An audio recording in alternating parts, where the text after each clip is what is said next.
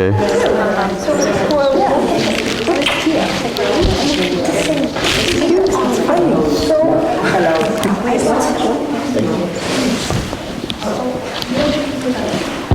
Can you list the books of the letter of St. Paul? How many there are?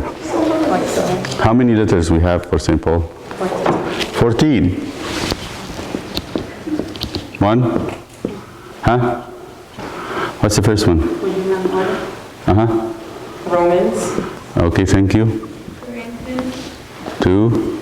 Corinthians. First. 1 Corinthians. Corinthians. 2 Corinthians. And Galatians. Is that the next one? Good. 4. Galatians. Ephesians. 5. Ephesians. 6. Philippians.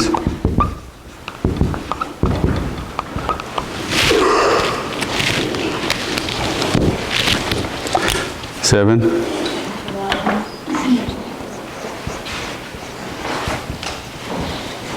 8. First Thessalonians. 9. 2nd.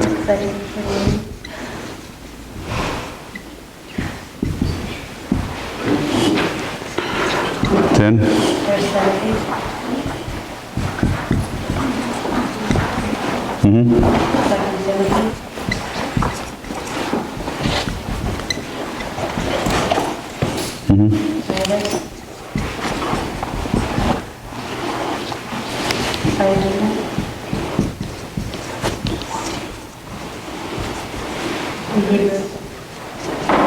Hebrews.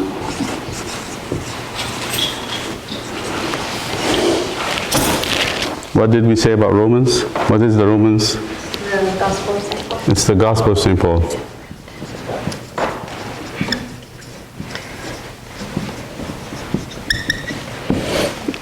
What is the message that he gives? Faith by righteousness. Righteousness by faith. Right? The righteousness of God by faith.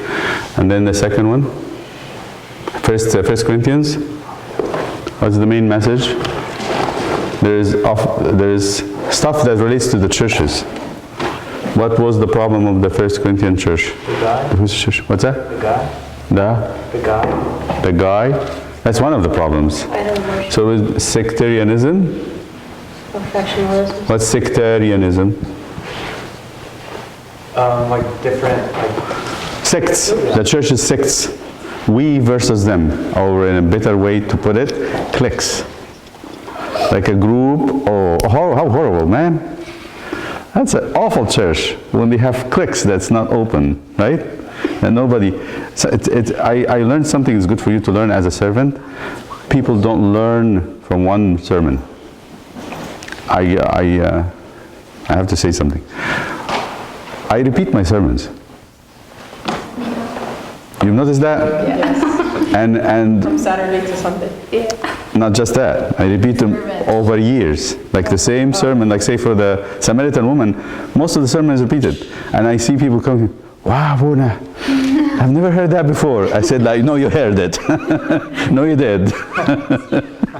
But the problem is, the first time it didn't get absorbed. So sectarianism, I talk about cliques, and I'm going to talk about cliques until you are no more a clique. Because I hate it. When you're closed and you're not open, and you become us versus them. And it's our clique, it's our thing, and it becomes my identity, and I protect it, and I don't want anybody to come into it because they are them. Right? Or me versus her, or me versus him. That's sectarianism. So in the Church of Corinth, there was a group of people who said we belong to Peter, the group would belong to Paul, the group would belong to Apollos, and the group said we don't belong in any of that, we belong to Christ. And St. Paul talks about that. What else? The fights they had with sectarianism came, the fights in the church, they used to take each other to the court. And then what? More sexual? Because they lived where? Why there's sexual immorality? Because they lived in Corinth. What was Corinth? A center for Aphrodite. What is Aphrodite? Who is Aphrodite? The Greek goddess of love. Love, and her temple who hosted 1,000 priestesses, and their job was sexual immorality. This is a goddess that people worship by sex. So that city was known for the liberal sexuality, the promiscuity. So remember the letter letter to the Ignitus. They say in that letter, as one person sending it to the Ignitus, nobody knows who wrote the letter. It says, the Christians are not different by their clothes or their name, but their manner of life. They say they share one table, but they don't share one bed. What does that mean? Hint, hint. What does it mean for a group of people to share one bed? Just like, Yeah. They share their wives and their husbands and everything. So they share one table means they eat together. But then when they go to bed, they go separately. So this is something that was in Corinth.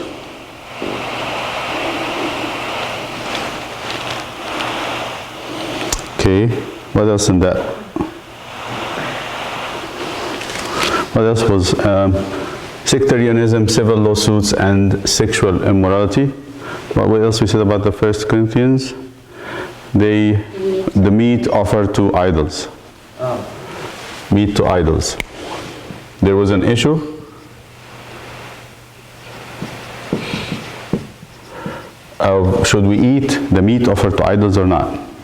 So St. Paul said, if you know that somebody knows that it is offered to idols, don't eat it.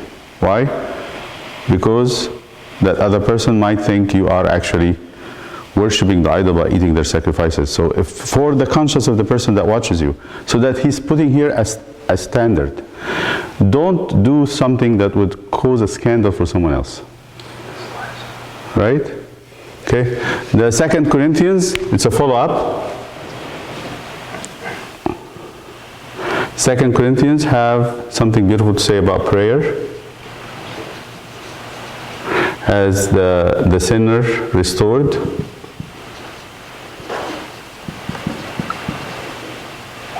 And we saw a little bit of St. Paul's heart toward what he's doing in the church.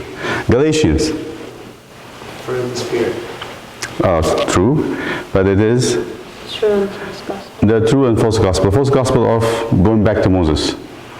He struggled with that because they were the Judaizers. We talked about the Judaizers who insisted that the Gentiles have to be Jews before they become Christians and to follow all the law of Moses.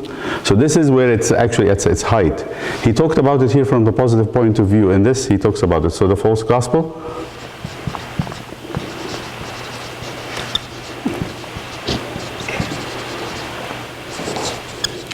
Ephesians, a famous letter, one of the most important.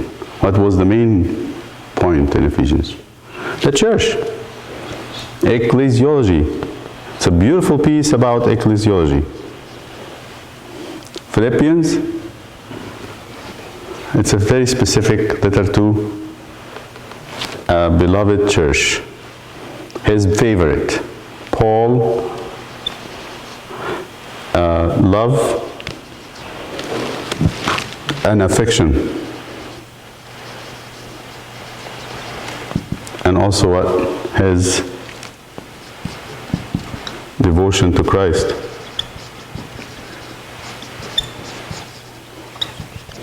To the church, that Philippians is his love and affection. Colossians talks about the cosmic, we're going to talk about that today, cosmic Christ. The 1st and 2nd Thessalonians, there's mainly things about the second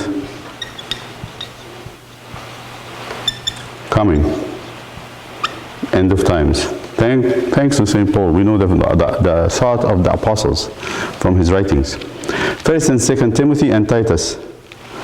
These are pastoral letters to bishops. Pastoral letters. What is the bishop supposed to be? Philemon, very special. About who? About the slave. His name is Onesimus. It's one chapter. One chapter.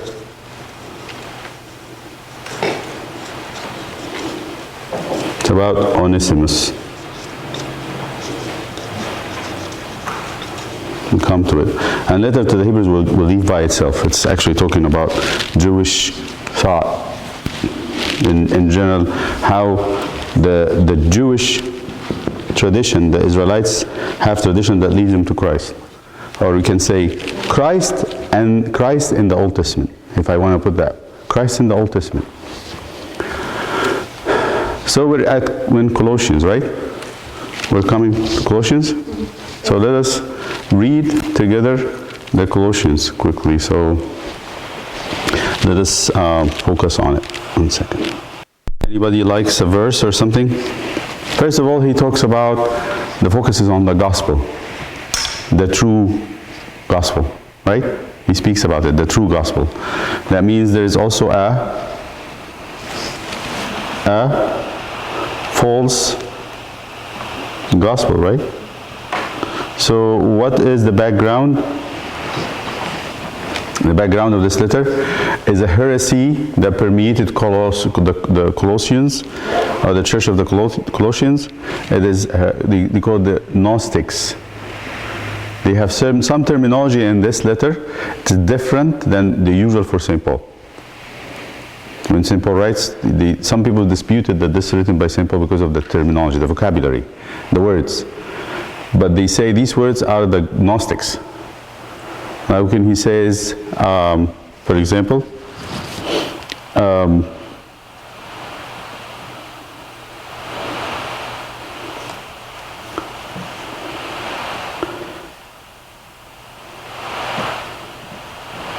the firstborn of all creation.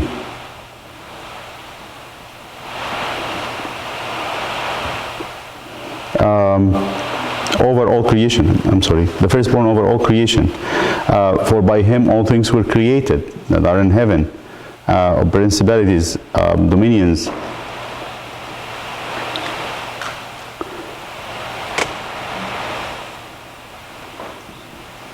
So these vocabularies are used because there's something that the Colossians have, which I said before, the letters of St. Paul is different than the St. Peter and St. James. That's the difference is, remember? What is the difference between St. Paul letters and the letters of the Catholicon, the universal letters? Any idea? Difference? So when you say the letters of St. James, why we call them universal? That's a question on your test. Now we're waking up. Why we call the letters of St. James, Peter, and John universal, and Jude? Because they were not for any specific church. So one more thing, because those specific churches had specific problems. So what is the problems for the Colossians? That's a heresy, and the heresy is Gnosticism, Gnostics. What did Gnostics believe? Gnostics had certain there are different types of them. What they believe is salvation is by knowledge. Salvation is by, that's why I call it Gnostics, from knowledge. Knowing. So they believed a certain thing. For example, they believed, what did the Gnostics in Colossians believe? They believed that Christianity and the apostolic teaching was primitive, very, very basic knowledge, not going to save anybody.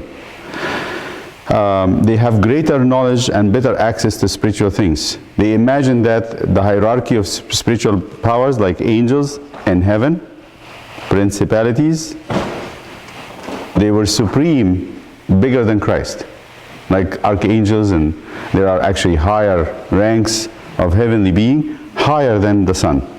Christ was not unique in his divine nature. He's not God, but one of several mediators. Sin resulted from a lack of knowledge, gnosis, that's knowledge. A particular sort of knowledge in which the heretics were specialists, and salvation consisted in having this knowledge imparted by a series of ritual and ascetic practices. But Christian baptism was considered a mere low-level initiation. So I want to write those things that they believed, the heresy, so you understand. So they were they originated actually maybe in the Essenes, in the Essene sect of the Judaism. The Essenes called themselves the children of light, and they said that they have the knowledge of salvation. So let me tell you what they think. One, to combat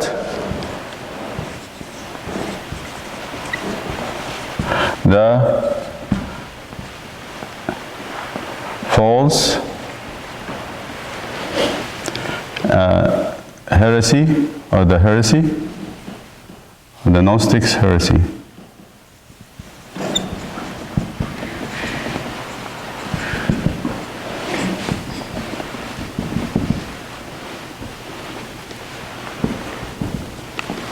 So what they said, 1a,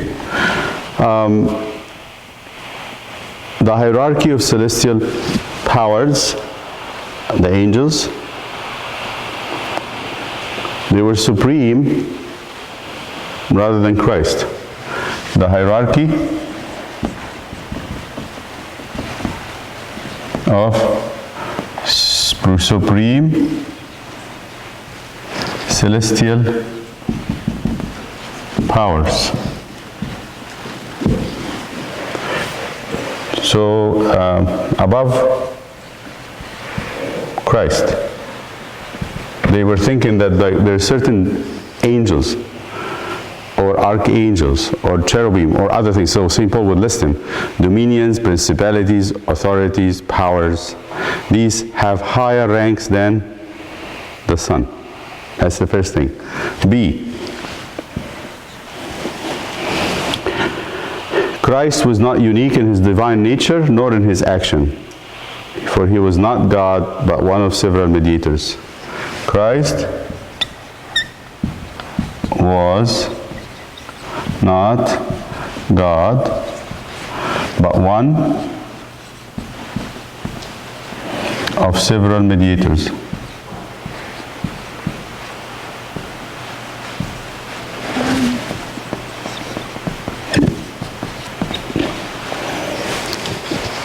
C.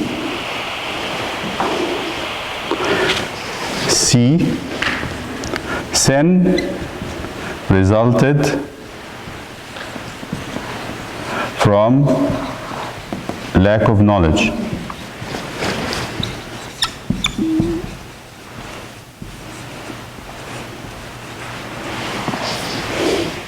Actually, a particular sort of knowledge. A particular sort of knowledge. Of course, who would have it? Yes? So you're not going to see it until I teach you. That's what they say. You cannot be taught by anybody else. They have to be the specialist. We have that today, don't we?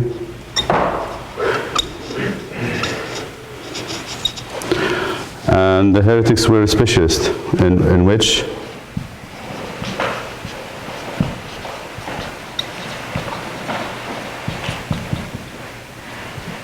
were the specialist. For the fourth and last point, salvation is, that's the main one. Salvation is by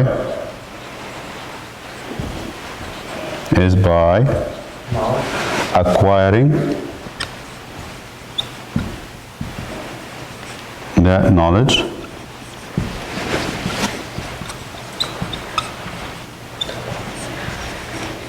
through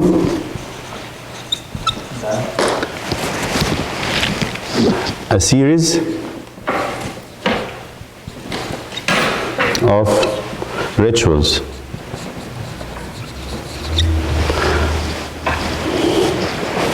baptism, Christian baptism,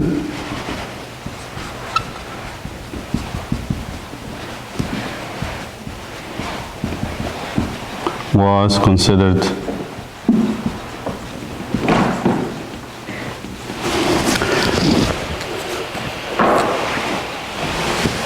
a low level initiation.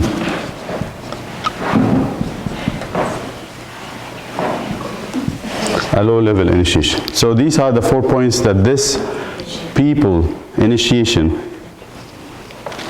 I'm sorry, my handwriting started to be slanted because I'm going. So the Gnostics, 4 main points. They have a lot of other things to talk about, but these are the main ones that I think we should know, because this would explain the letter. That there is hierarchy in heaven. Christ is not really higher than those big people. You remember in the C.S. Lewis again? He's putting all that stuff in there. And the creation of Narnia, when there was what? Jadis, the queen of Chan, whom the kids went to bring. She kind of hang on to them. And then they brought her to Narnia before it was created. And here is the lion going back and forth, singing his song and creating things. And the queen got so irritated, and she had a bar from a lamppost, and she hit the lion with it. And the bar hit the lion between the eyes, hit it here, very hard, very heavy stuff. It didn't even seem like it felt the bar, and went on. What's he trying to say? That the lion is, in all the stories, the lion is bigger than. She came from celestial kingdom, some other realm that is actually very powerful, very strong. What C.S. Lewis is saying, that Christ is stronger above that. They cannot touch him. So that's what he's combating it right in Narnia.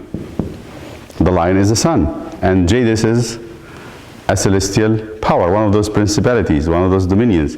What St. Paul say, don't be naive, and the Jews knows there's principalities, there's authorities, there's powers, there's dominions, not just angels, archangels. There's a lot of other things and kingdoms that we cannot think of, God created, and they are not above the sun. But the heresy would say they actually are above the sun. When you remember when the liturgy, when we say, what do we say? We say,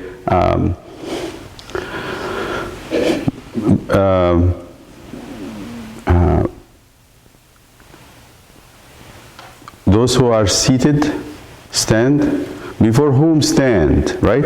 The angels, the archangels, the principalities, the authorities, the thrones, the dominions, and the powers. So this list is actually in the letters of St. Paul. We bring it from there. Now the second point is Christ was not God, but one of several mediators. There is other mediators. So these leaders here in heaven have the same power as Christ. That's the Gnostics. And we try to or access their mediation through rituals. Sin resulted from lack of knowledge, a particular sort of knowledge, not any knowledge, in which the heretics were, of course, suspicious. You want to be saved, you have to get this knowledge from us. Salvation is acquiring that knowledge through rituals. Baptism was the first level, the basic. It's not very advanced. Okay? Once I know this, I want us to read the letter with this idea, with this sense. Read it with this sense and come up. Let's do this today as an activity. Read the letter. Let's read it together. Read it as quick or as slow as you want. And then find me answers, as if the letter is answering these 4 points, and show me where it does. Okay? So you're awake. Sometimes when somebody does the work for you, you sleep until they finish. Oh, Mom is cooking. When you finish cooking, please, and the food is on the table, wake me up. Yes. Baba's mowing the lawn until we go to eat the dinner outside. So Baba, when you finish, please come in before you wash your face or take a shower. Wake me up because I need to be ready for dinner. I'm not going to do that. You mow the lawn. Go ahead. So take the letter, read it, and I'll read it with you. And we'll come maybe after 10 minutes, 15 minutes. And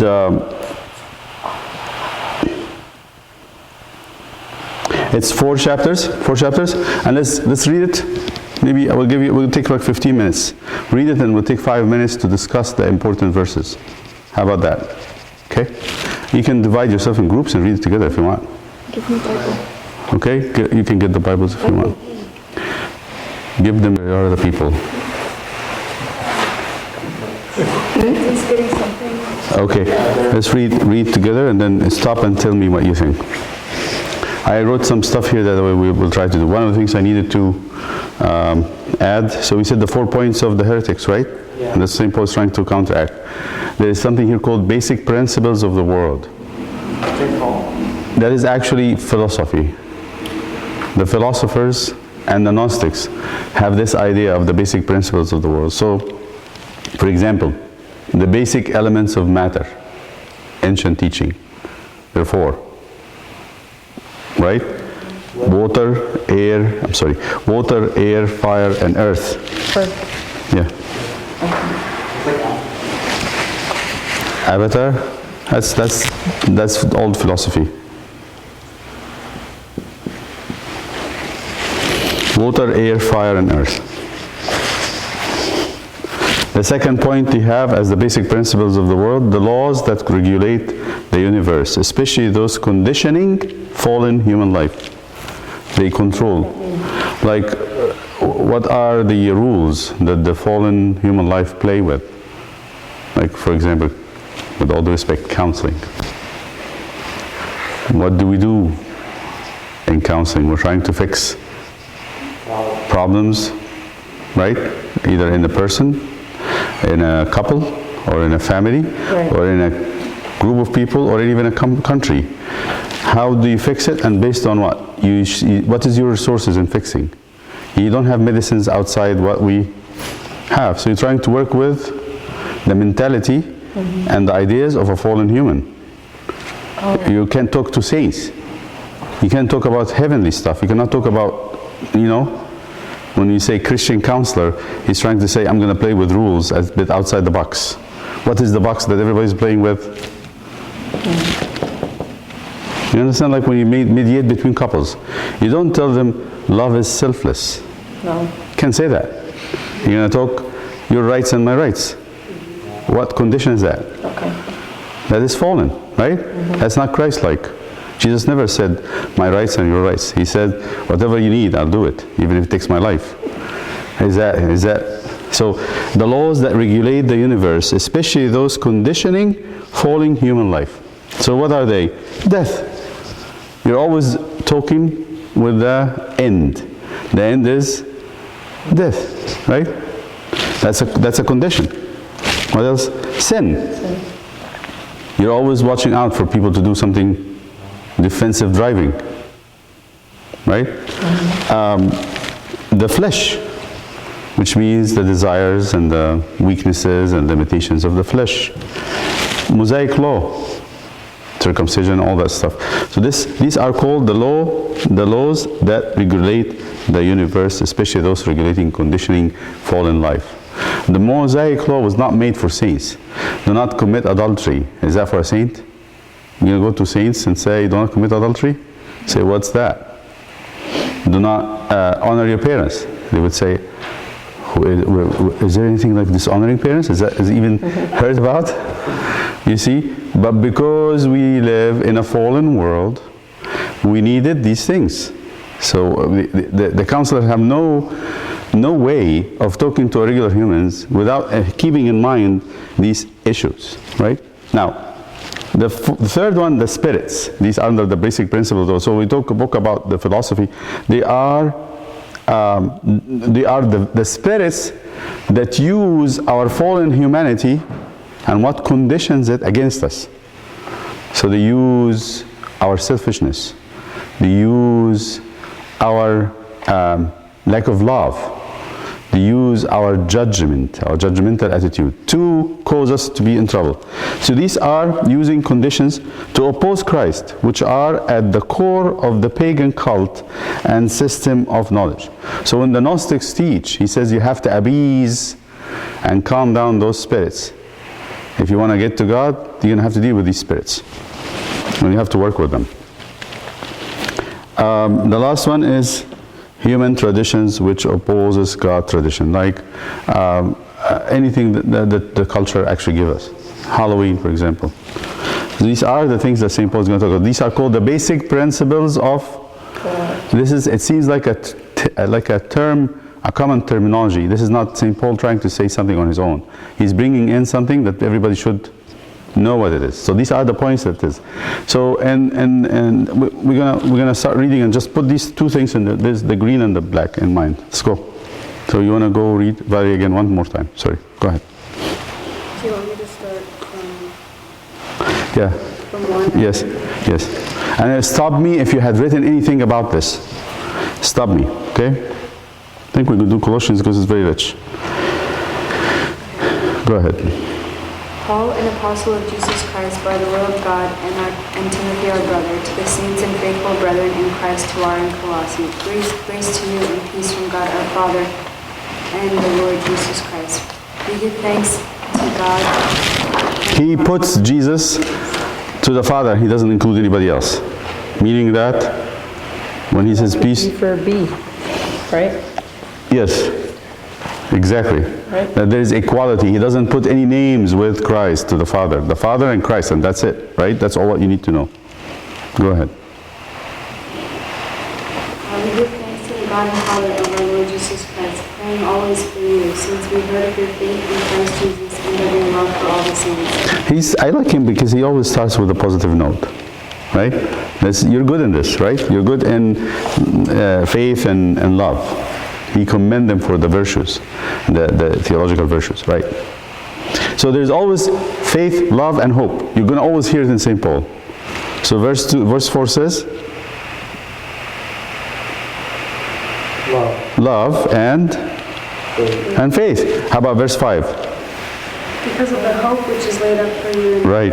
So the three, he can commend them for the three verses. He always looks for them. Looks for faith, hope, and in your service, look for faith, hope, and love.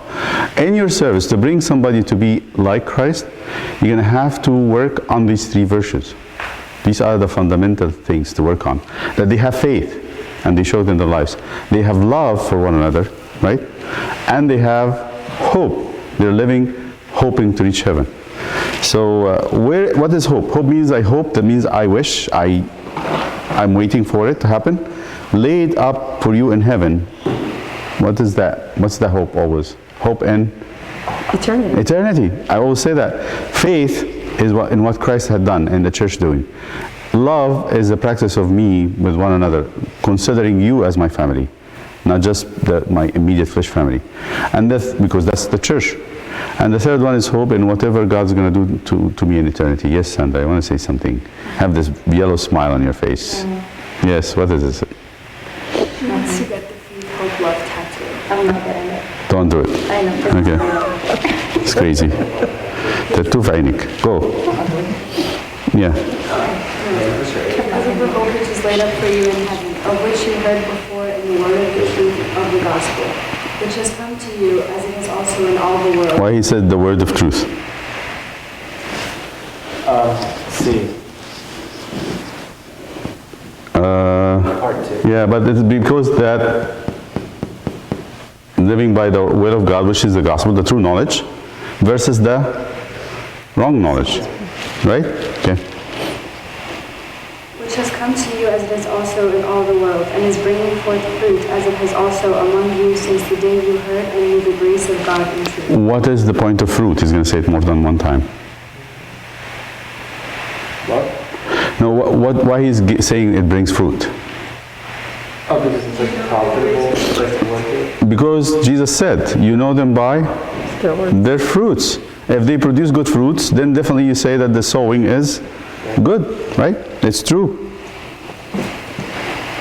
As you also learned from Epaphras, our dear fellow servant, who is a faithful minister of Christ on your behalf, who also declared to us your love in the Spirit.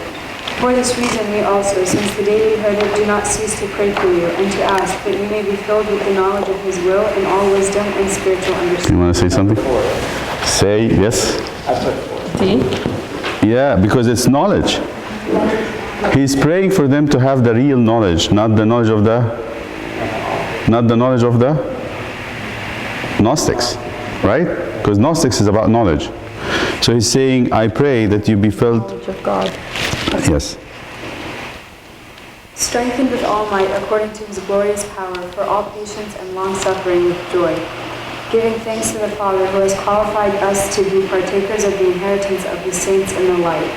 He has delivered us from the power of darkness and conveyed us into the kingdom of the Son of his love, in whom we have redemption through his blood, the forgiveness of sins. He is the image of the invisible God, the firstborn over all creation. so he says, through his blood. I had this for the second. Blood? Number Which part? 13 and 15. Has delivered us from the power of darkness and conveyed us into the kingdom of the Son of his love. Yeah, right? He has the kingdom. Christ is the king. So wouldn't that be under B? Yeah, Christ was not God, but one of several mediators, right? So that's verse what? And A and B actually, right? A and B, because Christ is above. We're going to say that too. Okay? Good. He's the image. He is the image of the invisible God, the firstborn over all creation. For by him all things were Anything there? Firstborn over all creation? 16 there. Yeah. Yes. Yes. He's a hierarchy, right? What does it mean, the firstborn over all creation? Meaning, That he came first. right? But he is the son. He is the son of his father that actually has the same dominion over all creation, everything created. Okay? Now look at the prepositions, the by, for, in, these prepositions. Look for them in this verse 16. First one is for by him, right? Go ahead.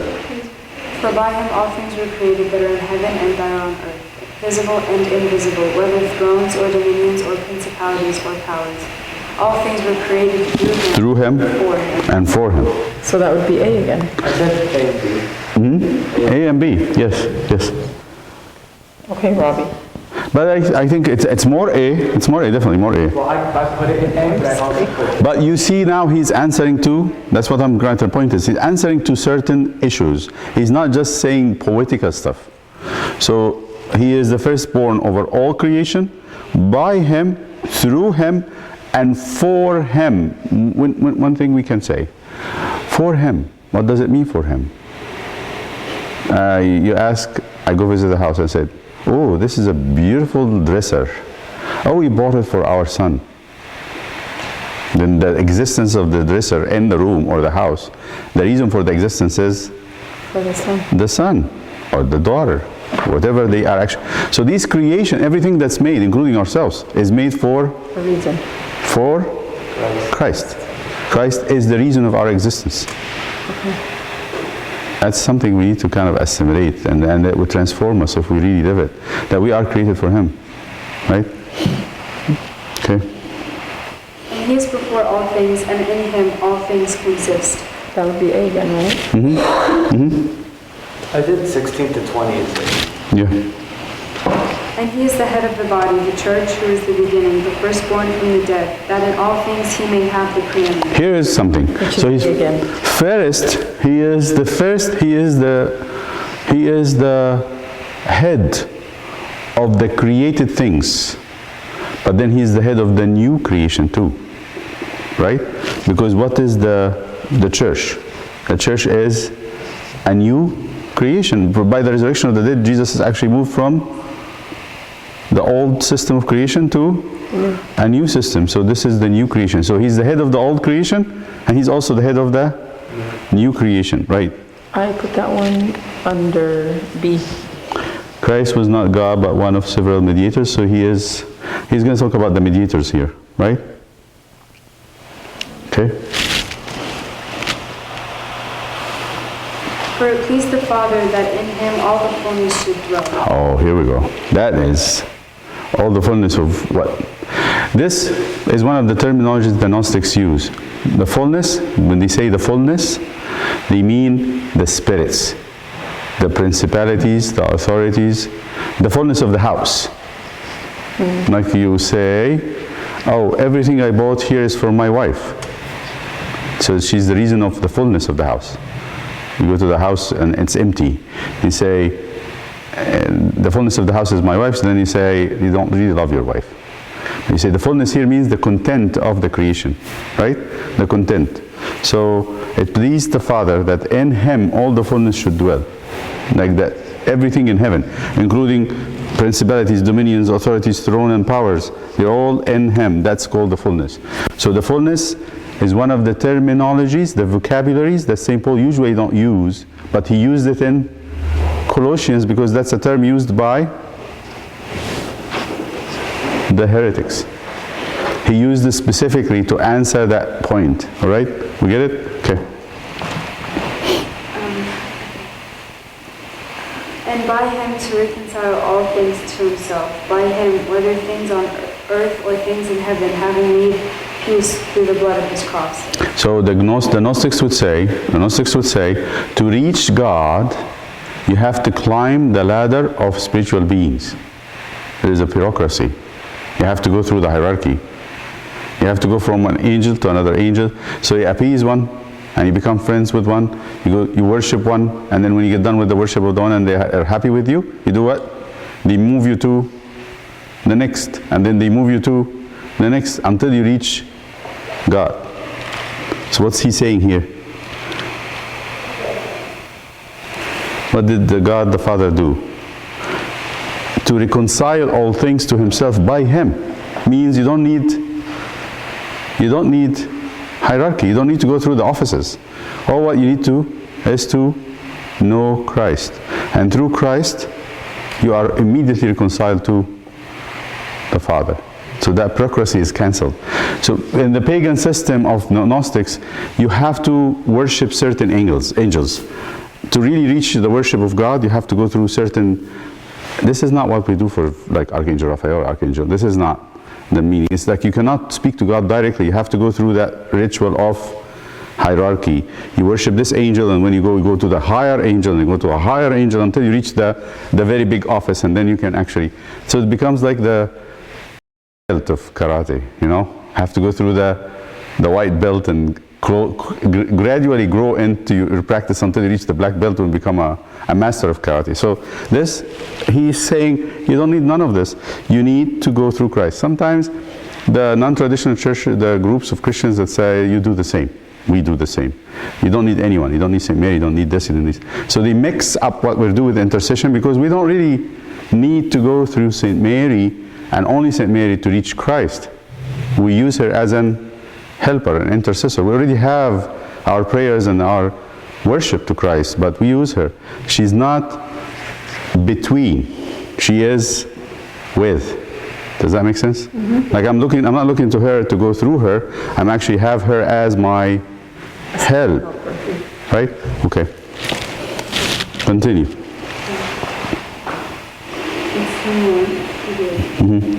But you who once were alienated and enemies in your mind by wicked works, yet now He has reconciled in the body of His flesh through death. Why is the body of His flesh?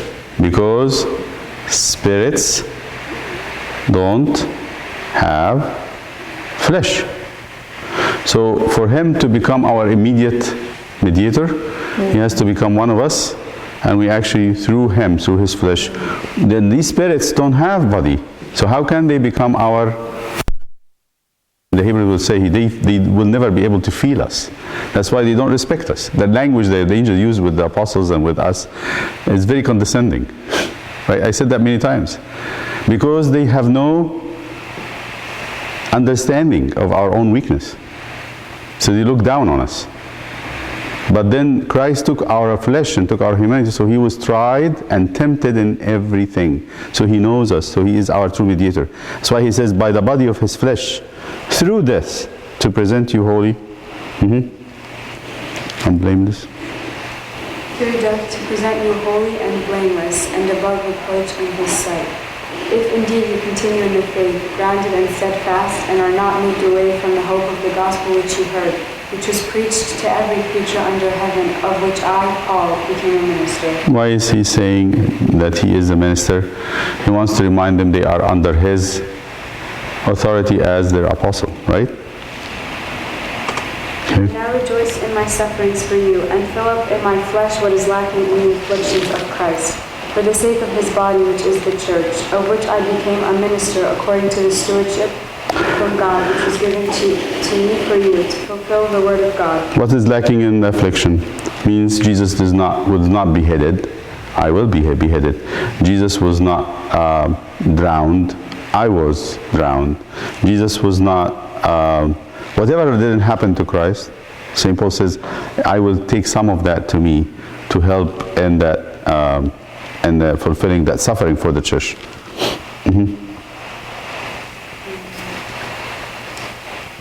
Of which I became a minister, right?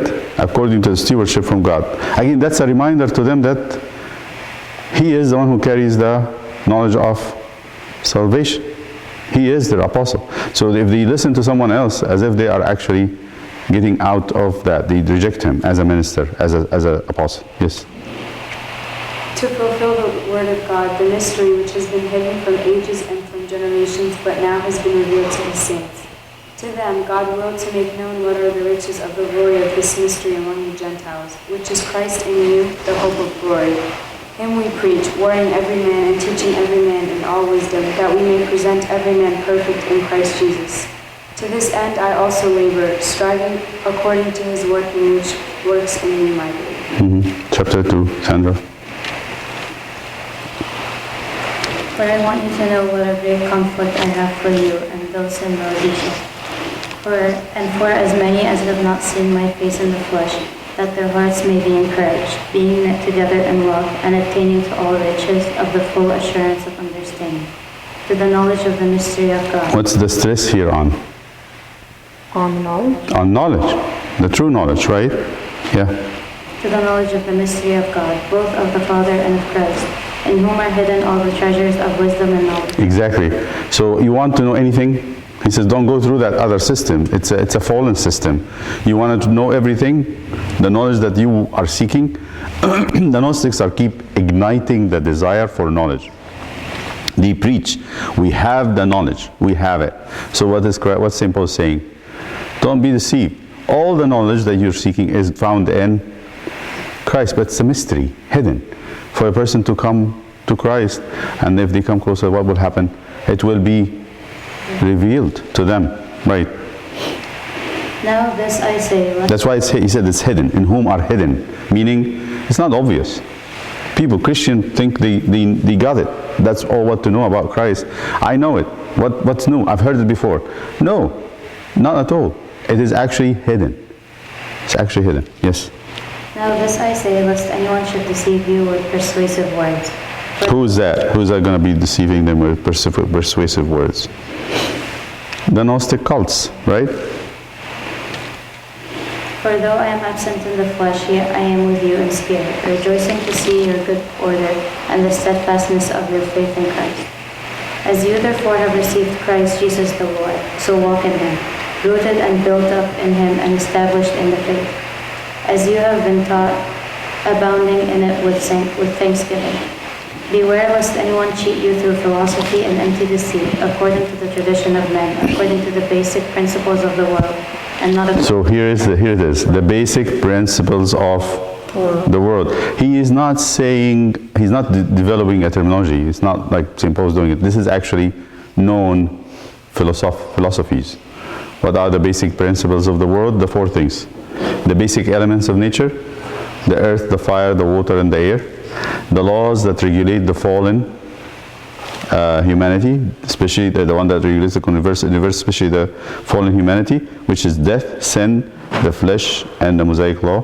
The spirits, they teach that as basic principles of the world, that these spirits work against the Christ by working through the conditions. That's why people leave Christ. For example, I'm going to just share with you. Many people go, for example, and become Buddhist or Muslims Why? Because to them, the teaching, or the basic introductory level of Islam or Buddhism fits more into the carnal mind, fits more into their fallen humanity. They say, I think in Islam I found more stuff that satisfies. It's real, they say, it's real. You're not asking me for something that it is not real. Like, for example, another thing, so a man can marry 4 wives and can have a relationship with whomever he wants. If they agree, they can divorce and marry another one. While in Christianity you cannot divorce your wife. Why? Because it's requiring us to be Christ-like. So if there is a system that fits into my desires and lusts, wouldn't that be easier for me? If the methods I'm using to become at peace is offered based on all my human activities, only me, in a Buddhist way, so I can put myself in a special way, or a special garden, or a special position and meditate into yoga. I can do this. This is my human ability. This is what I can do. Why do you ask me to go and aspire for something that I can't believe or see? You see what happens? So these spirits use the fallen conditions to fight against Christ's law. You get what I'm trying to say? These theologies, these philosophies use the fallen human condition to convince humans that's all what you have, this is what you're going to work with. Don't expect help from heaven. There's nothing coming. So this cancels faith. That knowledge that Christ given us through faith. Okay? For in him dwells all the fullness of the Godhead bodily. Again, what's that? That's it. This B, right? The Godhead, the whole nature of God is in Christ.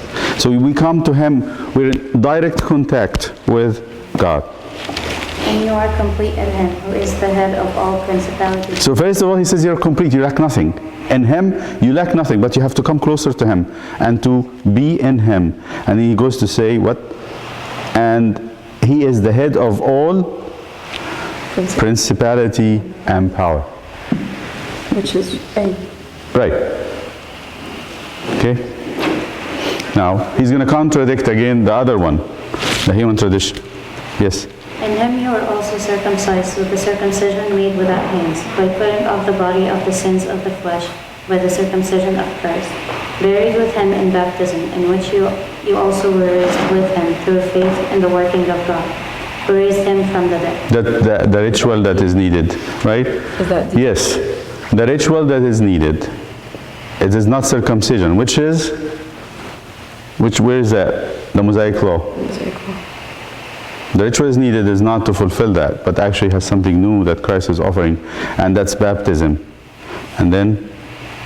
And you, being dead in your trespasses and the uncircumcision of your flesh, he has made alive together with him, having forgiven you all trespasses, having wiped out the handwriting of requirements that was against us, which was contrary to us. And he has taken it out of the way, having nailed it to the cross. Having disarmed principalities and powers, he made a public spectacle of them, triumphing above them. What does that mean? A. I Right. put A for that one. Right. Yeah, this is the hierarchy. He's actually in the cross, all these principalities and spirits that's trying to take our human condition to work against us. Jesus had done what in the cross? He has shamed them, humiliated them. What does it mean? That they were shown very clearly lower, inferior to Christ. So let no one judge you in food or in drink, or regarding rice. Let no one cheat you of your reward, taking delight in false humility and worship of angels. Here we go. What's worship of angels? That is Gnostic hierarchy worship, right? Intruding Intruding into those things which he has not seen, vainly puffed up by his fleshly mind, and not holding fast to the head, from whom all the body nourished and knit together by joints and ligaments grows with the increase that is from God. Therefore, if you died with Christ from the basic principles... again. So Jesus died so we actually get out of the basic principles of the world. All that. He died so that we get out of that. Therefore, if you died with Christ from the basic principles of the world, why, as though living in the world, do you subject yourselves to regulations? Do not touch, do not taste, do not handle. which all concern things which perish with the using according to the commandments and doctrines of men. These things indeed have an appearance of wisdom and self-imposed religion, false humility, and the neglect of the body, but are of no value against the indulgence. What is this? False humility, neglect of the body, and a self-imposed religion. What are they? Mysticism is the neglect of the body. Mystic, like monks and stuff, what they do, the austerity of it, they fast, they watch, they don't fulfill the desires of the flesh. That's mysticism. The second one, asceticism. Asceticism. Mysticism is the requirement of peace, like the Buddhist, right? Mysticism. They requires peace and getting in touch with God. What about liturgical, the religion? These are the three items that he is defying. He's saying people invent religions, so they actually give you a false worship, a false asceticism, and a false mysticism. So what's he saying? He says, these things indeed have an appearance of wisdom. In self-imposed religion, that's liturgical, false humility, and this is asceticism, neglect of the body, asceticism, but of no value against the indulgence of the flesh. Like it's not going to have any strength to fight your desires. Okay? Okay? So where do we have the true mysticism? In Christ.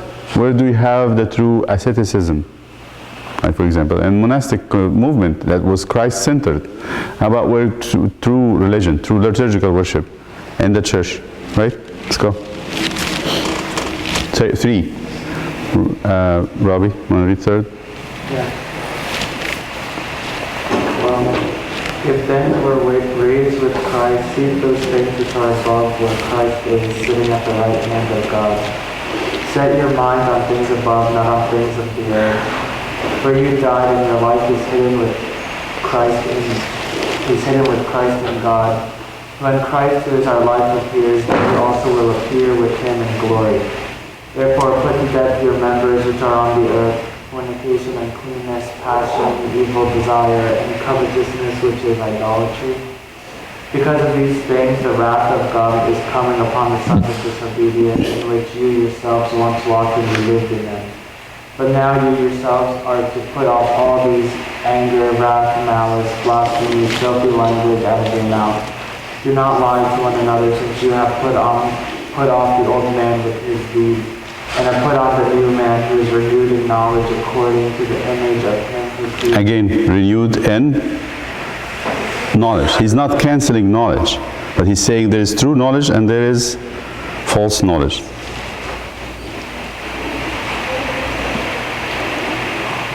Where there is 11? Where there is 11? Neither Greek. There is neither Greek nor Jew, circumcised nor uncircumcised, barbarian, Scythian, slave nor free, but Christ is all and in all. Therefore, as the elect of God, holy and beloved, put on tender mercies, kindness, humility, meekness, long-suffering, bearing one another and forgiving one another. If anyone has a complaint against another, even as Christ forgave you, so also you must do. But above all these things, put on love, which is the bond of perfection, and let the peace of God rule in your hearts, to which you also were called in one body, and be thankful. That's where he spells out the asceticism and the mysticism. Let the word of Christ dwell in you richly in all wisdom, teaching and admonishing one another in songs and hymns and spiritual songs, singing with grace in your hearts to the Lord.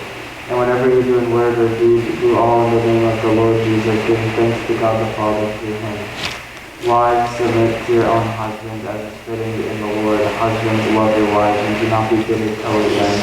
Children, obey your parents in all things, for this is well-pleasing to the Lord. Fathers, do not provoke your children, lest they become discouraged. Bondservants, obey in all things your masters according to the flesh, not with eye service as men pleasers, but in sincerity of heart, fearing God.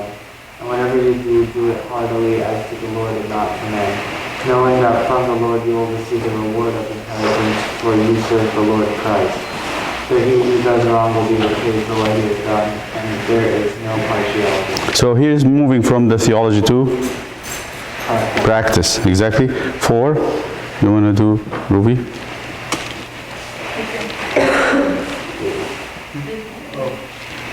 Okay, Mary, go ahead. David, go ahead. Masters, give your servants what is just and fair, knowing they also have a master in heaven. Continue earnestly in prayer, being vigilant in it with thanksgiving. Meanwhile, praying also for us, that God will open to us a door for the word, to speak the mystery of Christ, for which I am also in chains, that I may make it manifest, as I ought to speak.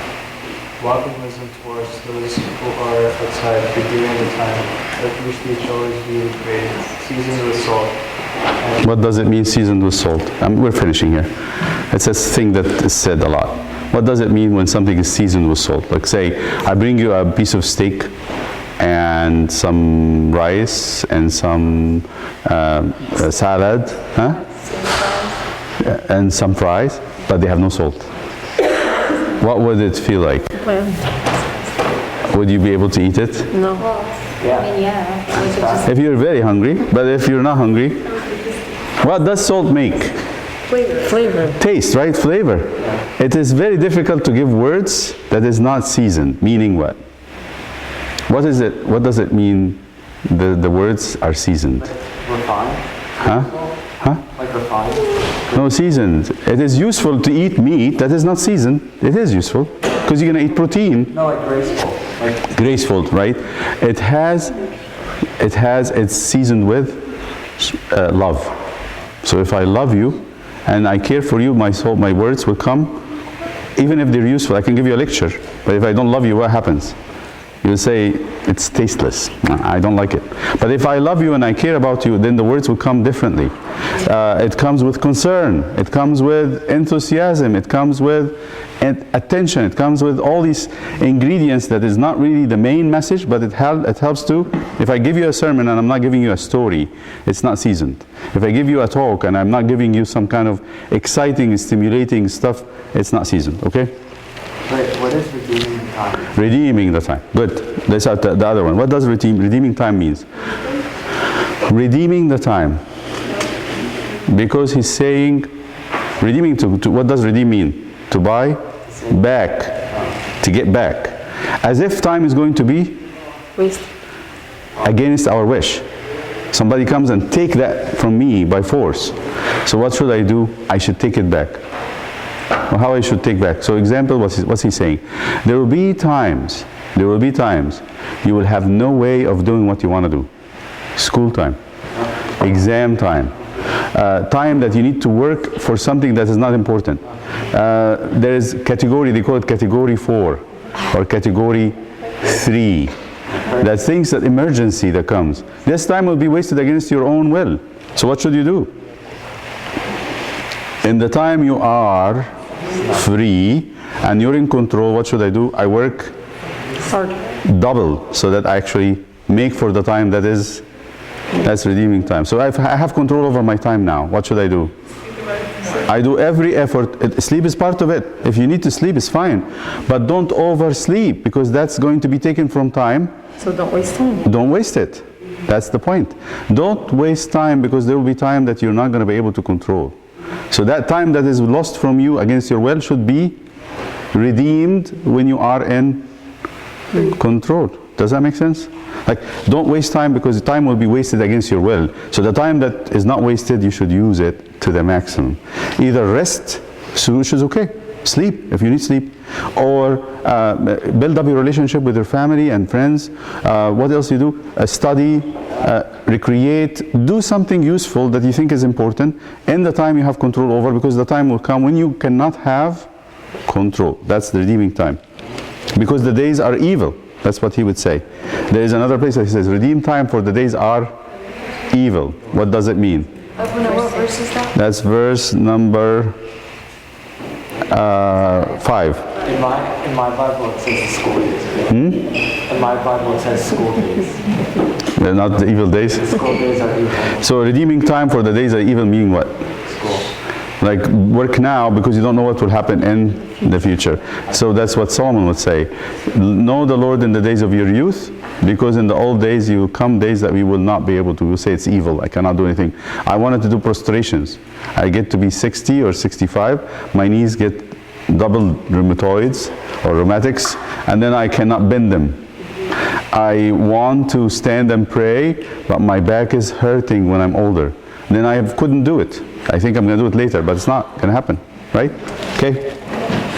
So season was so that you may know how you ought to answer each one, and that's it. Should stop here. We're done the Colossians. I want you to remember this. This will be the questions. Okay. Let's say our Father, in the name of the Father and the Son, and the Holy Spirit. Our Father who art in heaven.